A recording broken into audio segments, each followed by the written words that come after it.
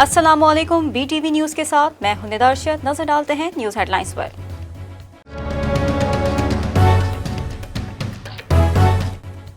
Corona cases میں ایسے ہی اضافہ ہوتا رہا تو ملک میں مکمل لاک ڈاؤن کرنے پر مجبور ہوں گے۔ وزیر اعظم نے ٹویٹ لکھا، پاکستان میں کرونا کی دوسری لہر تشویشناک ہے۔ گزشتہ 15 دن میں وینٹیلیٹرز پر کرونا مریضوں کی تعداد میں اضافہ ہوا ہے۔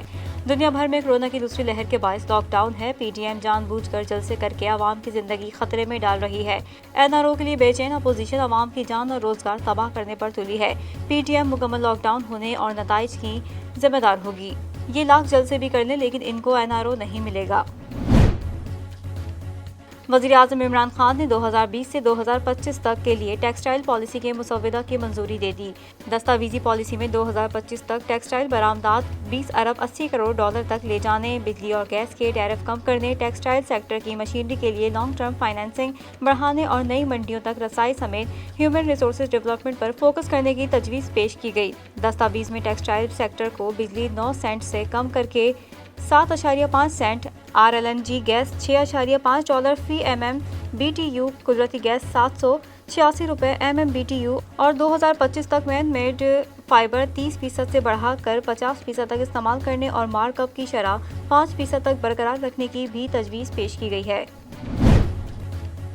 وفاقی وزیر اسد عمر کی زیر صدارت national command and operation centre کا اجلاس ملک میں مثبت کرونا کیسز کی شرح میں دگنے اضافے پر اظہار تشویش۔ اجلاس میں کوآرڈینیٹر این سی او سی محمود الزمان، وفاقی وزیر تعلیم شفقت محمود، معاون خصوصی ڈاکٹر فیصل، سربراہ قومی ادارہ صحت میجر جنرل عامر اکرام اور صوبائی وزرائے تعلیم ویڈیو لنک کے ذریعے شریک ہوئے۔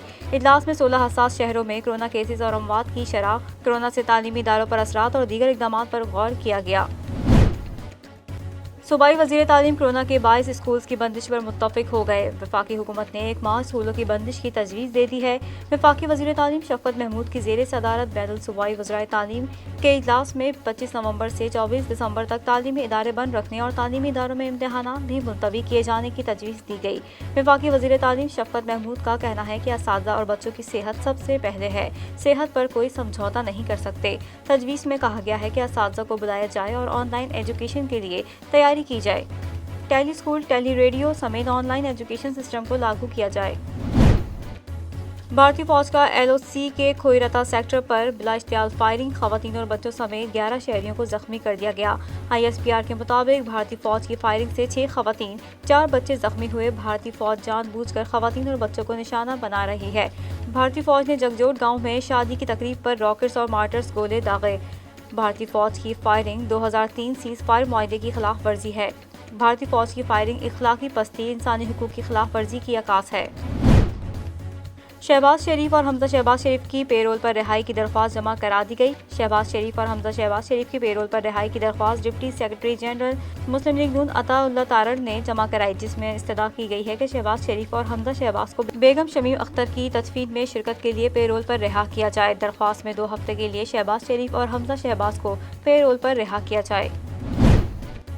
وفاقی وزیر بحری امور علی حیدر زیدی کا ماہی گیروں کے لیے بڑا اعلان، کہتے ہیں وفاقی حکومت ماہی گیروں کو نئی کشتیاں اور آلات خریدنے کے لیے سرمایہ دے گی۔ کورنگی فشر ہاربرز اور میرین فشریز ڈپارٹمنٹ میں بوت قائم کیے جا رہے ہیں۔ سرمایہ کی قلت یا عدم دستیابی اب ماہی گیری کے صنعت میں مزید رکاوٹ نہیں ڈال سکے گی۔ ماہی گیروں کو آلات، سازوسامان، کشتیوں میں جدت کے لیے سرمایہ دیں گے۔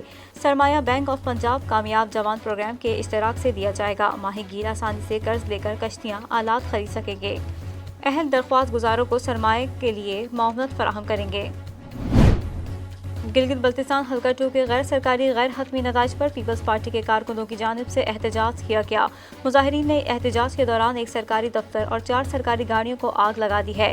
شرپسندی میں 20 سے 25 افراد ملوث ہیں، جن کی جانب سے ریور ویو روڈ اور مختلف مقامات پر پولیس کے مابین جھڑپیں بھی کی گئی ہیں۔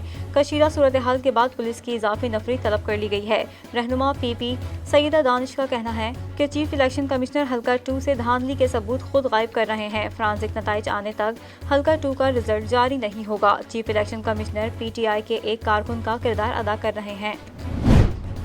قومی ٹیم کے اوپنر فخر زمان کو دورہ نیوزی لینڈ کے لیے ٹیم کی روانگی تک بخار سے صحت یاب نہ ہونے پر اسکواڈ سے باہر کر دیا گیا۔ پاکستان کرکٹ بورڈ کی جانب سے جاری اعلامیہ کے مطابق فخر زمان کو دورے سے باہر کرنے کا فیصلہ ٹیم کے دوسرے کھلاڑیوں کی صحت کو مد نظر رکھ کر کیا گیا۔ فخر زمان لاہور میں ٹیم ہوٹل میں آئسولیشن میں ہیں اور ان کی صحت یابی تک پی سی بی کا میڈیکل پینل ان کی دیکھ بھال کر رہا ہے۔ ٹیم ڈاکٹر سہیل سلیم کا کہنا ہے کہ فخر زمان کو بخار کی علامت ظاہر ہوتے ہی فوری طور پر دیگر کھلاڑیوں سے الگ کیا گیا۔ ملک میں سونے کی فی تولہ قیمت میں 500 روپے کمی ریکارڈ کی گئی۔ فی تولہ قیمت میں کمی کے بعد 10 گرام سونے کی قیمت 428 روپے کمی سے 96,664 روپے ہو گئی۔ عالمی مارکیٹ میں سونے کی قیمتیں مستحکم رہیں۔ سونا کاروباری ہفتے کے آغاز پر $1,870 فی اونس پر ٹریڈ ہوا، جبکہ انٹر بینک میں $20 پیسے مہنگا ہوا۔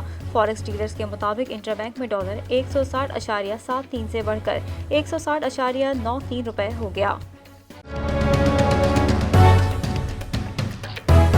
نیوز اسٹوڈیو سے فی الوقت اتنا ہی۔ مزید خبروں سے باخبر رہنے کے لیے وزٹ کیجیے ہماری ویب سائٹ www.btn.tv اور سبسکرائب کریں ہمارے یوٹیوب چینل بدر ٹیلی ویژن نیٹ ورک۔